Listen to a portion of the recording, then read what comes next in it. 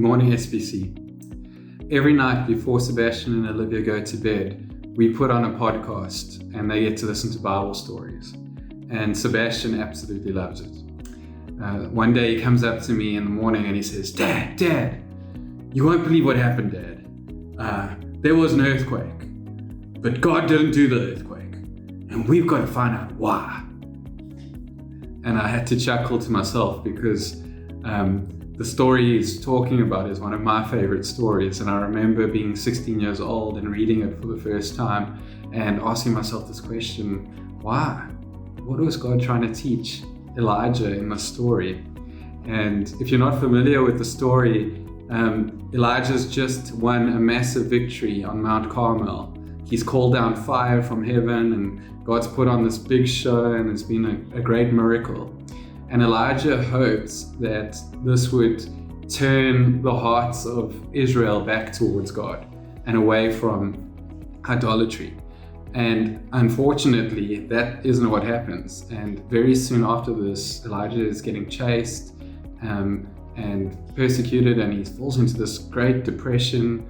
He wants to kind of end it all, and eventually he lands in another mountain after many days. And it's in this space where he's in this like really self-pity. I mean, that's probably why I love the story so much, is I can relate to it so well at that point. And God just asks him, says, Elijah, why are you here? And Elijah says, man, I have served you faithfully and done my best, and I'm the last one left that's following you, and we're about to lose, and there's going to be no one left. And God says to him, well, go wait outside the mouth of the cave. I'm about to come by.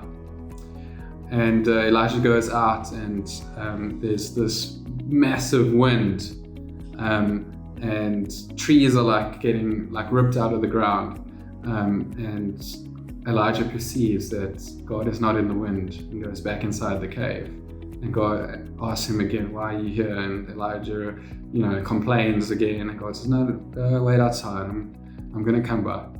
And the second time it happens, there is a big earthquake, and rocks are tumbling, and Elijah perceives that God's not in the earthquake and goes back inside. And the story repeats. And the third time, God says, go wait outside. And Elijah goes outside, and a massive fire, which is interesting because this is what God just did in the victory. A massive fire falls and burns up everything in front of Elijah. And Elijah perceives that God is not in the fire and goes back inside the cave. And finally, God says, go out again. I'm about to come by. And the last time Elijah goes out, nothing happens except a small, gentle whisper, like a little breeze, across his face. And Elijah perceives that God is in the breeze, and he goes back inside. And from there, God says to him, Elijah, you are not the only one still following me. There are 6,000 people in this nation who have yet to bow their knee to Baal, and they are following me. And now, this is what I want you to do next. And what I love about that story and how I think it applies to our lives is we are very similar to Elijah, and we're always looking for that big moment and that big victory, that big thing we just love for God to do, and would sort everything out and everything would work just great afterwards. And when those things don't happen and don't come, we often get discouraged or disappointed. When God doesn't do this thing we've been asking him to do, we can sometimes look around and really downplay how well everything is going around us. And what I love here is God just reminds us that that's not how he works. He can do, who did the earthquake? God did do the earthquake. Who did the fire? God did do the fire. Who did the big wind? God did all of that. But that's not where he was.